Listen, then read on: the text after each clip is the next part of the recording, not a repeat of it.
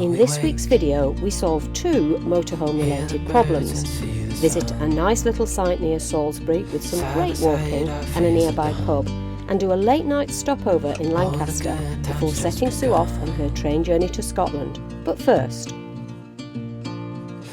welcome to our channel. We are Kath, Sue, Archie and Fudge. We've been travelling and living full-time in our motorhome since March of 2022. As we navigate our second winter, we reflect on last year, a leak, a smashed windscreen, but most importantly, our time together in spectacular British countryside.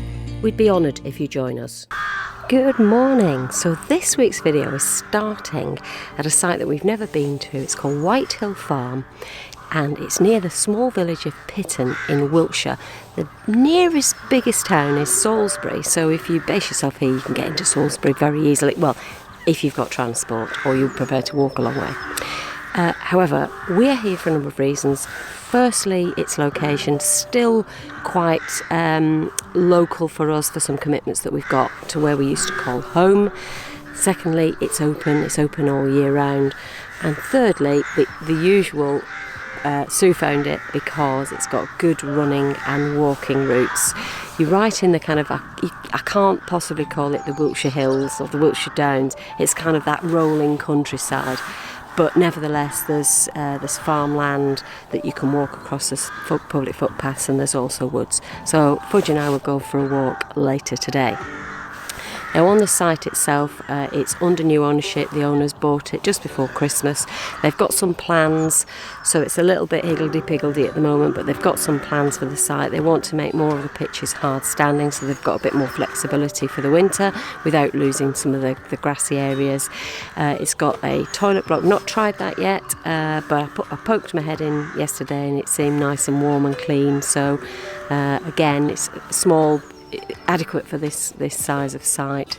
We're on electric hookup at the moment, and of course we're not getting much solar at the moment, so having electric hookup is fine. I'm hoping within the next month or so we should start to get enough solar during the day that actually we can be a bit more flexible with where we stay, but this is working for us at the moment. Anyway, I'll probably see you later on that walk. Well, as promised, we're out walking, and in fact we're all together. Ooh, nearly went then. We're all together just for the start of the walk. Sue will head back with Archie shortly, and Fudge and I'll continue for a bit further. I have plotted a route which, according to OS Maps, should be a couple of hours for Fudge and I, mostly on these kind of countryside footpaths, so it should be a nice afternoon. Fella. Well, we've said goodbye to Sue and Archie now, and Fudge and I are continuing on our walk.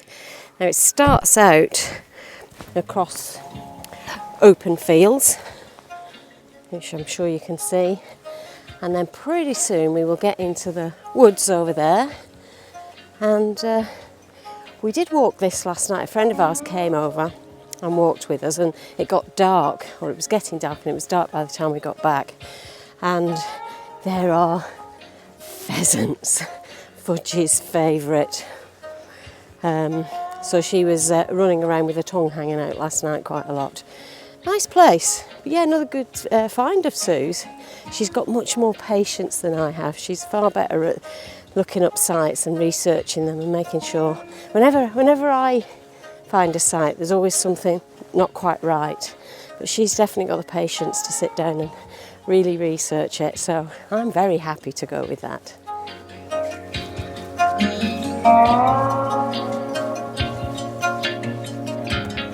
I'm now into the woodland section of this walk, and it's really quiet, which is quite unusual for the south, because even when you're in rural locations you can often hear road noise. I can hear an airplane overhead at the moment, but the campsite and this walk is remarkably quiet. Yeah. Well, as we came up this track, there was a big sign saying forestry work in progress, and there may be some diversions for people on foot. Don't think they'll be working today because it's a Sunday, but there's the huge stacks of logs, so they're definitely doing quite a lot of tree felling. Well, this is proving to be an absolutely beautiful afternoon walk because the sun is up. It's quite low in the sky now, it's late afternoon. So you're getting a little bit of warmth from the sun, lots of shelter from the trees, and just some really good paths to walk on. An easy walk, which is just what we need on a Sunday afternoon, isn't it? Because I'm a nerdy type of person, I decided to count the rings on this trunk here. And there were, give or take, because I might have missed one or two, 45, which means this here, this long tree trunk here, this tree was 45 years old when it was cut down. Some of them have got sold signs on them.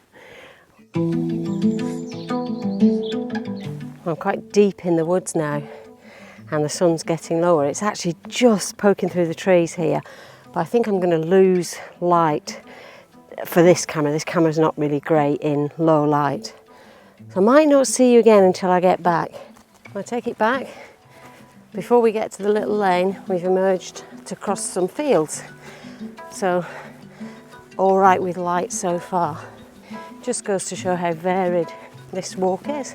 All rural, very peaceful, and I haven't met a single soul since Sue left us and headed back with Archie. So this is the little lane that we've dropped onto. You can see it's very quiet, although I have got Fudge on a lead because I have seen the odd car. There's one coming now. Only got about 100 metres, I think, or so to go along here, and then we're back over fields again. West Winter Slope. And back onto kind of open land again. And there's the footpath, which I think is going to get me back. Albeit, I'm probably about exactly halfway on my walk now. So it's a good one. Latest update, managed to get lost again. Somehow got off route. Thankfully I've got OS maps with me. Sun's right in my eyes. But do you know what? It is just... I'm out of breath, but this is magnificent. I am definitely at my happiest when I'm in nature, particularly the very quiet type like this. It's absolutely beautiful. Can't think of anything better to be doing on a Sunday afternoon. Oh, let's make sure I get the right track here. We're almost back. I can see caravans. Well, we're back at the campsite. I can't wait for a cup of tea. So it's a lovely bright day today. The temperature is okay, but there's a really biting wind. And we are going off to the pub today. So I'm just waiting for Sue to come out of the van with the dogs. Thought I'd put the silver screens up. Go on then, old fella.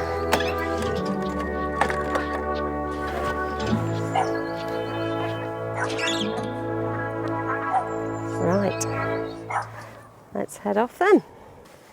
This is the hill down to the pub, which gets quite steep and quite difficult for Archie, but because it's such a short walk, it should be okay.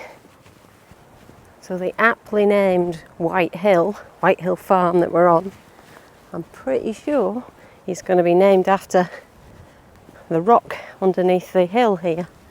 It's like the White Cliffs of Dover. Wait a second.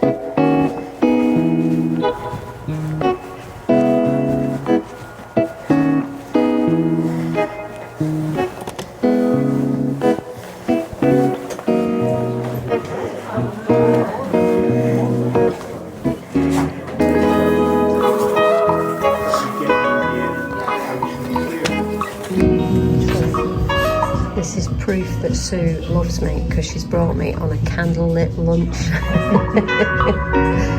I can honestly say that is the best pub lunch we've had in a long time. Thoroughly enjoyed that. So the Silver Plough at Pitton, if you're ever this way, well worth a stop off. Well, good afternoon everyone. Now we've moved on and we've headed back to where we used to call home, where Dan now lives, our son, and that's to pick up the parcel that we've got from Applejacks. Now you remember in the last video I said we'd almost, I think it was the last video, yes, we'd almost fixed the electro-block situation, and we were waiting for a small part that had been left in the old electro-block. So it's arrived, and this is it. It's the tiniest little thing. Oh no, that's a card.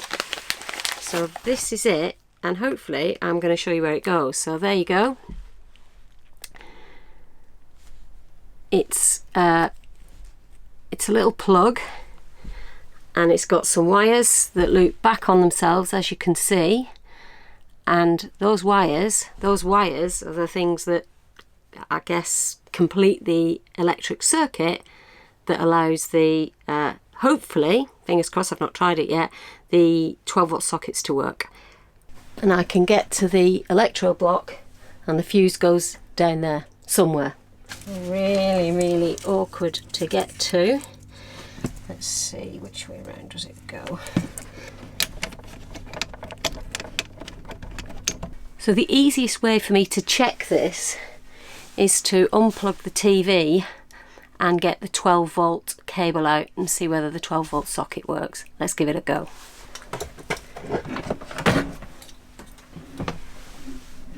And yes, can you see the little red lights on?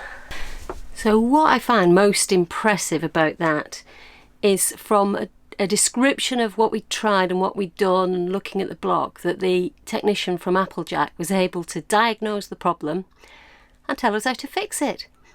I think that's remarkable and really good service as well, because as soon as he realised it, he apologised. He said they should have seen it and taken it out of the block we exchanged, and he put it straight in the post to us.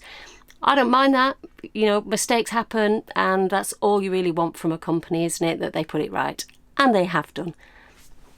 Thumbs up to Applejacks. And now, after postponing last week due to our electrical fault, we now need to get back to solving the airbag fault. And that involves a trip to Paul Dunning's.